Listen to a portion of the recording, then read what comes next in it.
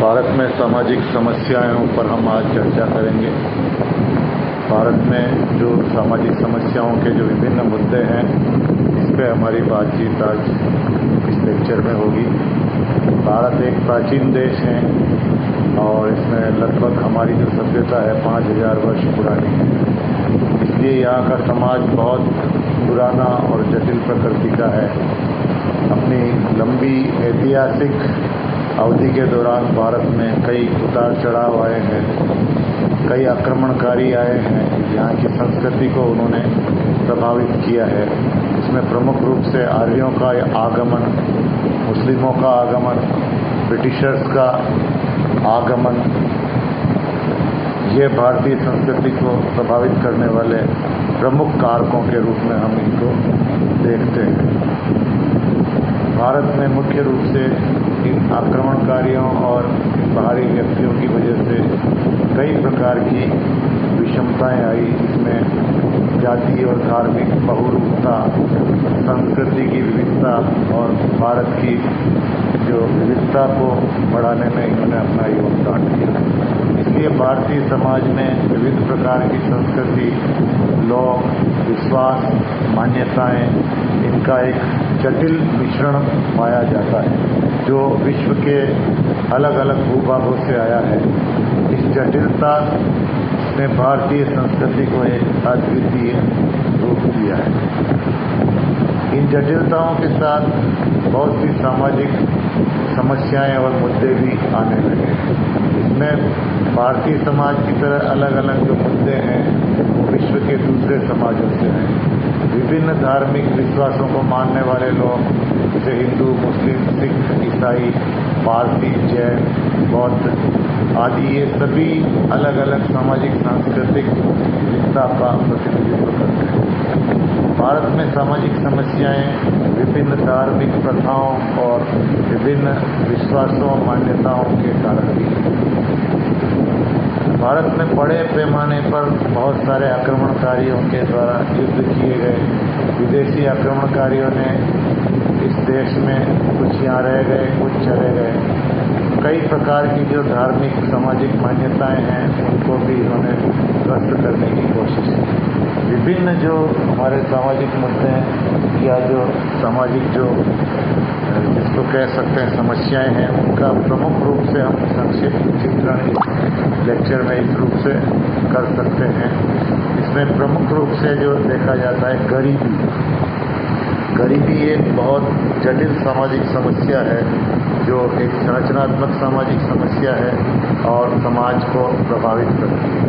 गरीबी वो स्थिति है जिसमें व्यक्ति अपने परिवार को जीवित रखने के लिए, परिवार की आवश्यकता पूर्ति करने के लिए अपनी आधारभूत जरूरतों को पूरा करने में सक्षम नहीं होता है। जैसे मूलभूत आवश्यकताएं जिसमें भोजन, वस्त्र, आवास, स्वच्छ पेयजल, स्वास्थ्य आदि को भी व्यक्ति अपने इसमें पूर्ण नहीं कर पाता है। भारत में गरीबी व्यापक स्तर पर फैली हुई स्थिति है। स्वतंत्रता के समय से ही गरीबी एक चिंता के विषय के रूप में देखा गया है। 21वीं शताब्दी में गरीबी आज भी देश के लिए खतरे के रूप में बनी हुई है।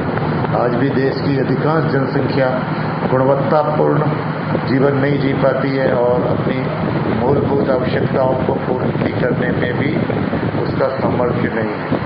भारत एक ऐसा देश है जहाँ गरीब और अमीर के बीच बहुत व्यापक असमानता है और गहरी खाई है और इस खाई के कारण देश के अंदर एक बहुत बड़ा, जिसको हम इनइक्वालिटी या सामाजिक विषमता, गैर बराबरी कह सकते हैं।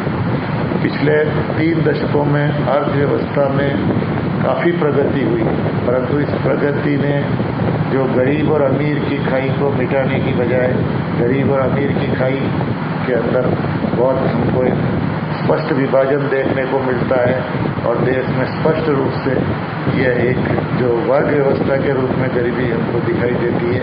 इसमें एक वर्ग वो है जिसके पास समस्त साधन सुविधाएं और समस्त जीवन जीने की जो आवश्यक व्यवस्थाएं और एक गुणवत्तापूर्ण जीवन जीने का जो तात्पर्य है वह प्रदान होता है।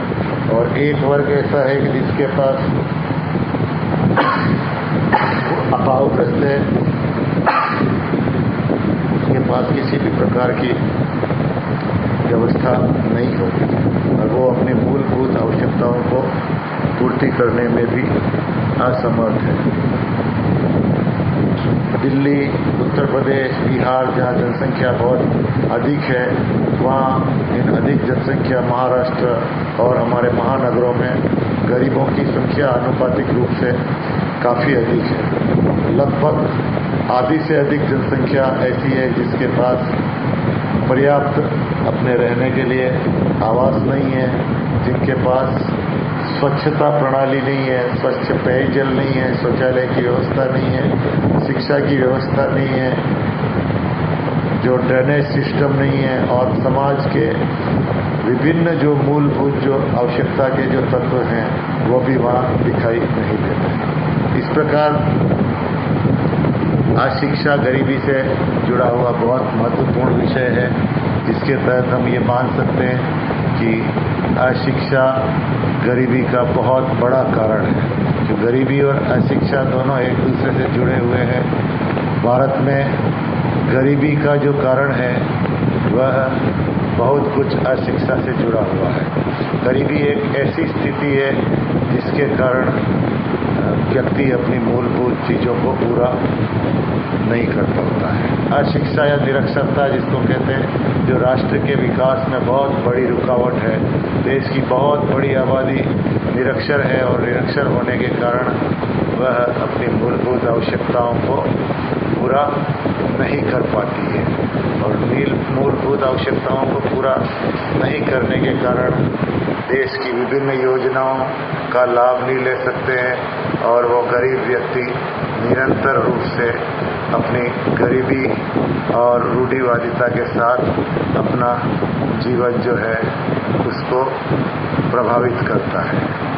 इसको सामाजिक समस्या के रूप में हम इस प्रकार से चित्रण कर सकते हैं कि मानव समाज के उद्भव के साथ अनेक समस्याएं जो है वो धीरे धीरे घर करती गई है। भारत में जो प्रमुख सामाजिक समस्याएं हैं उसमें गरीबी या निर्धनता, बेरोजगारी, असमानता, अशिक्षा, ये प्रमुख रूप से हम इसको देख सकते हैं। गरीबी की जब बात करते हैं हम तो गरीबी के संदर्भ में ये कहा जाता है कि गरीबी ही कई सारी समस्याओं का जनक है और गरीबी के कारण देश में बहुत सारी ऐसी चीज़ें हैं जो चाहे स्वास्थ्य है, चाहे अन्य जीवन की सुविधाएं हैं, वो गरीबी के कारण बहुत प्रभावित होती है। गरीब व्यक्ति अपने सुखद आवास नहीं होने के कारण कई सारी समस्याओं से ग्रसित होता है। गरीबी का एक बहुत प्रमुख कारण है जनसंख्या वृद्धि। जनसंख्या वृद्धि के कारण गरीबी, व्यक्ति के पास संसाधन नहीं होते, व्यक्ति किसी न किसी प्रकार से अपने संसाधनों के अभाव में गरीबी की अवस्था में ही अपना जीवन व्यतीत करता है और वो अपने आप को स्थापित नहीं कर पाता है।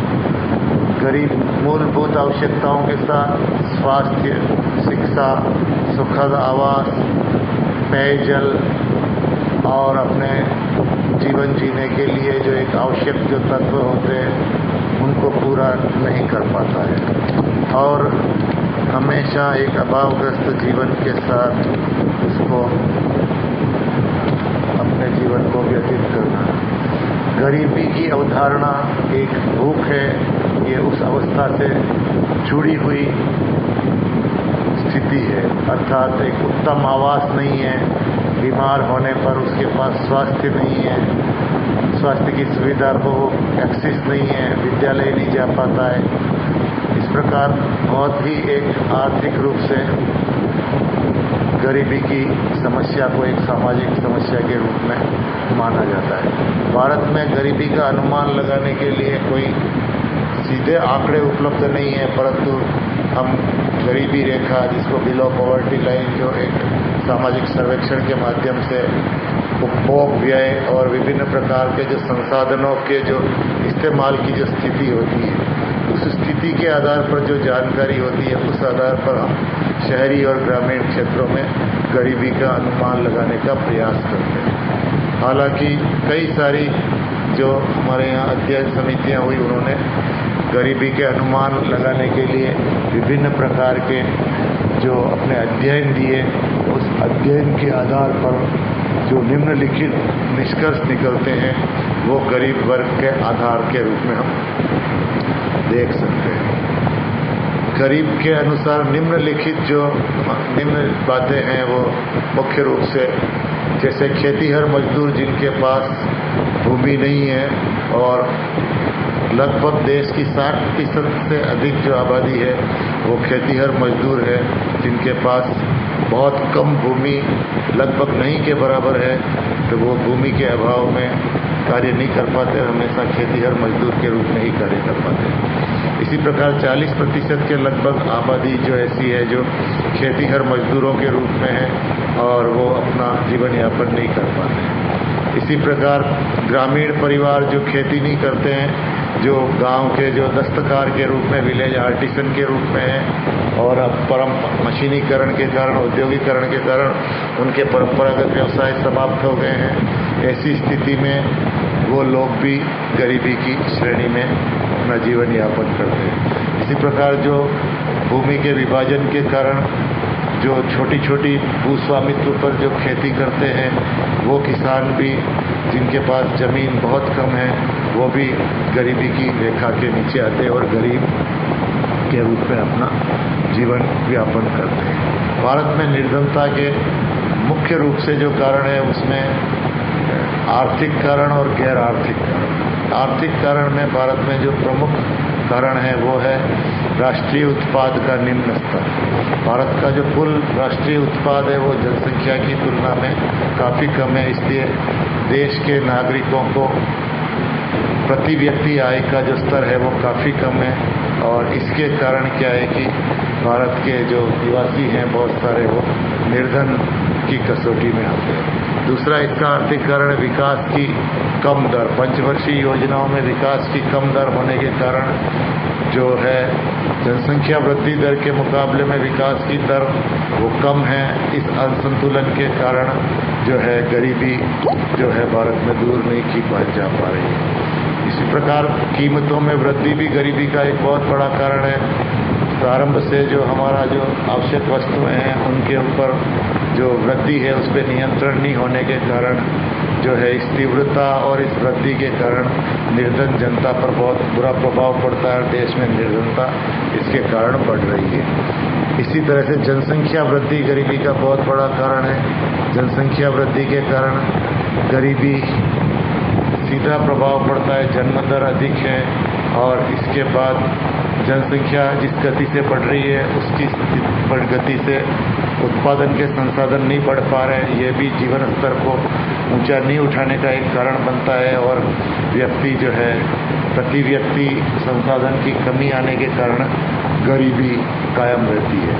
निरंतर रहने वाली बेरोजगारी भारत में एक बहुत बड़ा कारण है, जिसमें विभिन्न प्रकार के प्रच्छन्न अल्प रोजगार, मौसमी बेरोजगारी, जनसंख्या निरंतर बढ़ने से चिरकालीन बेरोजगारी, अर्ध बेरोजगारी, ये स्थितियां भी भारत में किसी न किसी प्रकार से गरीबी को बढ़ाने का योगदान देती। बेरोजगारी के कारण राष्ट्र की जो श्रम शक्ति है वह उत्पादक कार्यों में पूरा उपयोग नहीं हो पाता है। इसके कारण कार्यशील जनसंख्या पर आश्रितों की संख्या बढ़ जाती है और गरीबी हमेशा कायम रहती है। पूंजी की अपर्याप्तता भी एक बहुत बड़ा कारण है। पूंजी नहीं होने के कारण जो हमारे विभिन्न प्रकार के क्षेत्र हैं उसमें पूरा निवेश नहीं हो पाता है, और यह भी एक गरीबी का कारण बनता है। उस कुशल श्रम व तकनीकी ज्ञान की कमी भी भारत में गरीबी का एक बहुत बड़ा कारण होता है। हमारे भारत में औद्योगिक शिक्षा तथा प्रशिक्षण का उचित प्रबंध नहीं है। इसके अभाव में भी जनसंख्या गरीब रहती है। योग्य व निपुण एंटरप्रेन्योर्स का अभाव भी गरीबी का एक बहुत बड़ा कारण है।